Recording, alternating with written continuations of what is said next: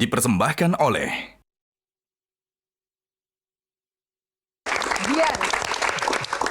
Dari tema kecantikan flexing tadi kan sebenarnya adalah salah satu cara membuat kita menjadi cantik di media sosial. Kita melihat banyak banget sekarang influencer-influencer artis-artis yang melakukan itu. Tapi bagi Dokter Tompi sekali lagi itu nggak ada artinya. Gini, flexing yang kita maksud ini yang lebih ke pamer harta Ya, betul. Kalau pamer payudara sama hidung bukan flexing dong. Iya kan?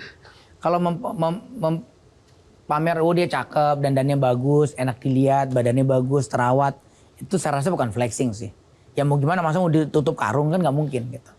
Tapi kalau misalnya di sosmed pamer punya mobil sekian, hari ini apa, memang tujuannya memang buat menciptakan kegaduhan sosial gitu. Menurut saya itu nggak layak hidup lah. Udah nggak layak hidup, itu udah ekstrim sekali. Bukan orangnya ya, Ya. attitude-nya. Attitude-nya. Attitude itu nggak layak hidup. Janganlah, ngapain sih? Perawatan apa sih yang paling mahal yang pernah ditangani oleh seorang dokter Tompi? Ya kalau karena kita dibilang Karena ini ada pesanan, pertanyaan dari para netizen. Tolong dong tanyain yang paling mahal perawatan apa gitu. karena kita bermainnya ada divisi bedah plastik ya pasti yang berhubungan dengan pembedahan. Gitu, Bisa misalnya sampai miliaran rupiah? Oh enggak, di Indonesia tuh semahal-mahalnya di Indonesia masih jauh lebih murah dibandingkan di luar negeri sih. Nah, ngomong-ngomong kan kalau soal masalah bedah plastik banyak yang kemudian ke luar negeri ya, ke Amerika, apalagi sekarang lagi marak di Korea. Memangnya ada apa dengan dokter-dokter kita? Apakah memang harus ada naturalisasi dokter bedah plastik? Padahal ada Tompi di Indonesia dan masih banyak lagi loh. Saya ngelihat problem kesehatan, pelayanan kesehatan di Indonesia itu sebenarnya bukan semata-mata masalah kualitas dokternya sih. Kalau ini joke saya ya, dokter di Indonesia itu sama bodohnya dengan dokter di luar. Kalau saya ngomong sama pinternya ntar kesannya belagu, sombong gitu. Kita sama bodohnya kalau artinya level kemampuan, skill, diagnostik, operasi segala macam mungkin 11-12 lah. Ya. Cuma yang di kita masih kita harus kejar banyak adalah hospitality. Services pelayanannya yang masih buruk. Tapi itu nggak serta-merta berdiri sendiri juga. Ya bayangin dengan jumlah penduduk yang sangat besar, dengan load yang cukup besar gitu. Jadi nggak ke-handle dengan baik gitu. Kalau di luar kan diatur, kayak Singapura tuh ngatur. Satu dokter tuh boleh praktek berapa jam dalam sehari. Berapa pasien maksimal dia boleh pegang dalam sehari. Kalau regulasi itu dipakai di sini, ya banyak yang akan terbengkalai. Nah, artinya kalau dari isu terkini kan ada tuh isu naturalisasi dokter dari luar negeri ke Indonesia. Menurut dokter Tompi, urgent nggak itu dilakukan dan bagaimana? Saya ngelihat kebijakan itu ada positifnya. Oke. Untuk ngebangunin kita-kita itu untuk jadi lebih mau diajak lari lebih cepat gitu. Ya, tapi naturalisasi di sini harus terkonsep dan terkontrol dengan baik. Untuk bidang-bidang yang memang kita masih lemah. Contohnya ya, menurut dokter Tompi paling lemah apa? Manajerial rumah sakit misalnya. Kepala manajerial rumah sakit, dirut rumah sakit deh. Kebayang nggak misalnya dirut rumah sakit di Indonesia ini, terutama rumah sakit vertikal gitu, atau rumah sakit Pemda misalnya gitu, masih banyak yang laporan keuangannya merugi setiap tahun. Itu sebabnya menurut Anda karena apa? Mismanagement dong. Mismanagement? Pasti mismanagement. Apakah yang masuk ke ranah manajemen itu memang harus dokter atau memang selama ini kan banyak dokter, apakah bukan bidangnya atau tadi kan misalnya kayak pemimpin rumah sakit atau bahkan Menkes sendiri menurut Anda apakah memang harus dari dokter? Karena itu kan kita dengan manajemen. Enggak. Why? Karena yang diatur itu manajerialnya, bukan pelayanan, bukan ngobatin orang sakitnya. Menurut saya harus ada orang yang cukup dan bukan cukup ya. Harus ada orang yang sangat paham bagaimana memanage semua komponen-komponen yang ada. Kita ngomong pelayanan kesehatan, dokter itu salah satu komponen, bukan satu-satunya komponen. Ada pasien di situ, ada pelayanan, ada hospitality, ada segala macam. Gitu. Jadi ini harus ada orang yang pintar ngatur. Dapat duit satu rupiah, ngebelahnya gimana nih supaya semua cukup. Gitu. Jadi memang harus orang yang ngerti gimana ngebagi ini semua. Gitu. Jadi kalau menurut saya memang idealnya Menkes itu terlepas mau dia dokter atau bukan. Yang terpenting bukan masalah dia dokter atau bukan sih. Paham nggak manajerial? Nah, menurut Anda dengan situasi sistem kesehatan dan para pemimpinnya di Indonesia menguntungkan Anda sebagai dokter nggak saat ini? Harusnya aja. Yang Anda Kalau rasakan? saya sangat mengapresiasi kebijakan-kebijakan Pak Menkes saat ini sih. Dalam hal apa? Satu saja yang paling? Semuanya. Semuanya? Yes. banyak kebijakan-kebijakan beliau yang menurut saya memang udah saatnya. Pasti bakal banyak yang kaget sih, bakal banyak yang kaget, bakal banyak yang loh kok gini gitu. Tapi memang udah saatnya, kalau nggak dimulai kapan lagi? Ini cuma masalah milih waktu, timing kaget aja. Mau kaget sekarang atau kaget 5 tahun lagi? Baik, terima kasih. Oke, silakan Mbak Tejo. Kembali ke kecantikan mungkin? Kembali Oh, belum ke ya? kecantikan. Tapi silakan Ini jika memang masalah ada manajemen.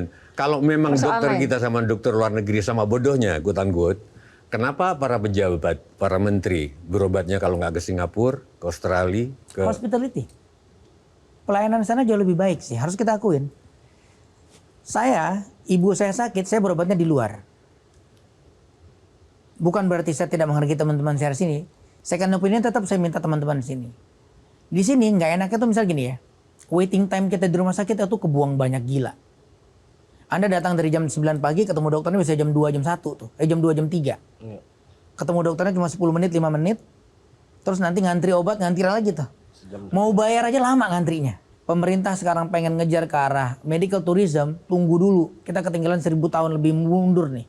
Jauh banget kita ketinggalan. Lalu bagaimana dengan imbauan Pak Jokowi beberapa bulan lalu? Kalau berobat jangan ke luar lah. Ini ke sini gimana, Tompi? Dengan cara perbaiki yang di dalam. Bukan ngebujuk orang supaya jangan mau keluar gitu. Oke. perbaiki Iya dong. dulu. Oke.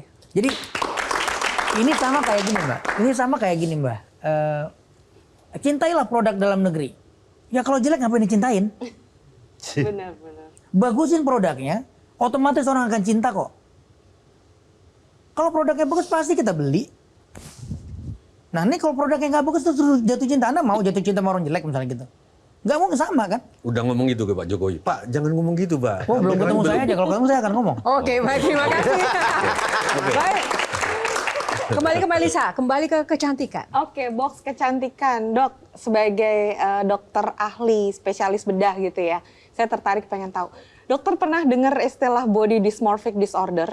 Jadi dia sebuah kondisi gangguan mental di mana individunya ini punya persepsi yang keliru gitu tentang tubuh, wajah dan sebagainya. Sehingga dia jadi sangat terobsesi untuk punya penampilan yang super sempurna dan menganggap satu kekurangan kecil di tubuh atau wajahnya itu sebagai sebuah cacat yang permanen gitu. Jadi mungkin implikasinya kalau dia datang ke dokter itu dia akan minta dioperasi terus gitu. Nah, pernah nggak dok ketemu klien kayak gini satu dengan kondisi mental seperti itu? Kemudian yang kedua, kalau misalnya belum pernah gitu, kira-kira kalau dalam kondisi seperti itu, misalnya dokter udah operasi nih, let's say 3 kali gitu ya, tapi dia masih belum dok, kayaknya ini kurang tirus. Kira-kira what you gonna do gitu? Dokter akan suggest apa gitu? Pernah jawabannya. Saya lumayan sering sih ketemu. Ya. Lumayan sering ketemu tipikal begitu. Dan biasanya jawabannya untuk tidak mengoperasi sih. Oke, apa Sejak yang dokter awal? saranin? Ya. Jadi kalau kita di bedah plastik dulu, saya ingat banget guru saya Dokter Gentur tuh selalu bilang, yang paling berat di bedah plastik itu adalah how to say no. Oke. Jadi dan itu berbekas banget di setiap kita kerja sih. Jadi kita ngelihat pasien ngobrol begitu datang udah langsung mendominasi ini ngocos nggak berhenti tuh. Dok pokoknya gini ya, saya gini ya. Sekian mili aja jadi problem buat dia. Nah itu kita mendingan jangan sentuh deh. Itu indikatornya di awal sudah terlihat ya, Dok? Kelihatan. Sarannya biasa gimana dok untuk menyampaikan itu tanpa membuat kliennya sakit Straight hati? forward. Sorry saya nggak mau ngerjain. Walaupun dia maksa, Dok, enggak, aku bayar double berapapun deh gitu. dokter minta. Enggak mau ya, Dok. Bagian tubuh mana yang paling banyak di-request oleh para pasien dokter untuk dioperasi plastik? Oh kalau tapi nggak ada hubungan sama dysmorphic ya? Dysmorphic. Ya kalau sekarang sih paling banyak wajah, payudara, perut, sama penis. Oh. Penis lagi naik banget nih. Kenapa, Dok? Penis enlargement. Oh. Mbak belum datang tapi. Bisa gratis. Bisa diatur. Barter YouTube. Saya jadi pengen tahu lagi, maksudnya itu di bagian dokter say no itu keren sih, itu menunjukkan integritas gitu. Apakah dokter juga punya pertimbangan lainnya untuk dalam situasi yang serupa seperti itu? Untuk say no? Maksudnya? Jadi ketika dokter say no, ketika dokter berani melakukan itu menunjukkan bahwa dokter tuh punya integritas, bukan cuma cuan gitu. Nah, tapi kalau dari dokter sendiri ngelihat situasi seperti itu, apakah ada pertimbangan lainnya selain tadi kesadaran bahwa ini kayaknya klien ini memang punya masalah kesehatan mental instead of kesehatan fisiknya? Karena apapun yang saya kerjakan nantinya nggak akan pernah memuaskan dia sih. Jadi daripada kita tidurnya pusing mikirin dia komplain dulu, mendingan udah enggak. Shirley? Wahaba, Dokter Teguh. Bagat. Iya, mungkin sebagai informasi saya juga lahir dan besar di Aceh, Dokter. Oke, ya kelihatan sih mukanya. Oh, kelihatan. Iya. Ya, pertanyaan saya adalah dari tadi dokter menjelaskan itu kelihatan sekali bahwa ini seimbang antara otak kanan dan otak kiri. Kan dokter ini sangat biasanya sistematis, detail gitu ya. Sedangkan sisi senimannya juga tidak mau Bermain. ditinggal. Karena kalau tadi ditanya nggak mau dipisah nih, di dua hal yang nggak bisa ditinggalin salah satu. Ini kan sebetulnya dua hal yang saling bertolak belakang nih dok. Ini gimana cara menyeimbangkannya? Dulu tuh saya ngerasa seperti itu sih, dan saya rasa banyak orang berpikir otak kanan dan otak kiri itu seolah-olah sesuatu yang kayak lo harus milih mau yang kanan atau yang kiri nih. Namun pada kenyataan ternyata enggak. Nah tapi ada satu hal yang sekarang saya sadarin, semua itu rasanya saya kerjakan dengan alam rasa, bukan alam pikir sebenarnya. Lebih banyak proses rasanya. Waktu saya dipaksa masuk kedokteran oleh orang tua saya, ibu saya yang maksa, oh, udah jadi dokter aja deh gitu. Saya tuh nggak gampang hafal orangnya. Kalau baca tuh pasti banyakkan lupanya daripada ingatnya. Tapi kalau denger, kalau itu jadi lagu, saya pasti ingat. Jadi yang saya kerjakan, cara saya belajar kedokteran dulu, saya minta dibeliin Walkman 1. Kemana? Jadi setiap malam saya ngerekam apa yang saya baca. Saya nyanyiin aja. Setiap saya pergi ke kampus, saya pasti pakai earphone zaman dulu. Itu yang saya dengar suara saya sendiri lagi nyanyiin bab 1, bab 2, bab 3 bahan ujian. Keren. Begitu ujian, saya ngejawabnya kayak gue pernah denger nih ya, harus jawabannya ini nih. Cara belajar orang kan beda ya. Nah, ini juga jadi salah satu problem pendidikan di Indonesia nih. Karena di pendidikan Indonesia tuh menyamakan semuanya. Visual. Kan sering kan kita Iya. denger jokes gini nih. Kok sekarang yang berhasil tuh justru teman gue yang kayak dulu goblok deh di kelas. Betul. Iya, iya. Sering nggak denger itu? Relate, ya. Yang bikin dia terlihat goblok adalah sistem pendidikan kita. Bukan orangnya goblok. Ketika dokter dengerin lagu atau suara dari Glenn, dokter sempat ada silent moment. Jadi penasaran sebenarnya rasa apa sih dok?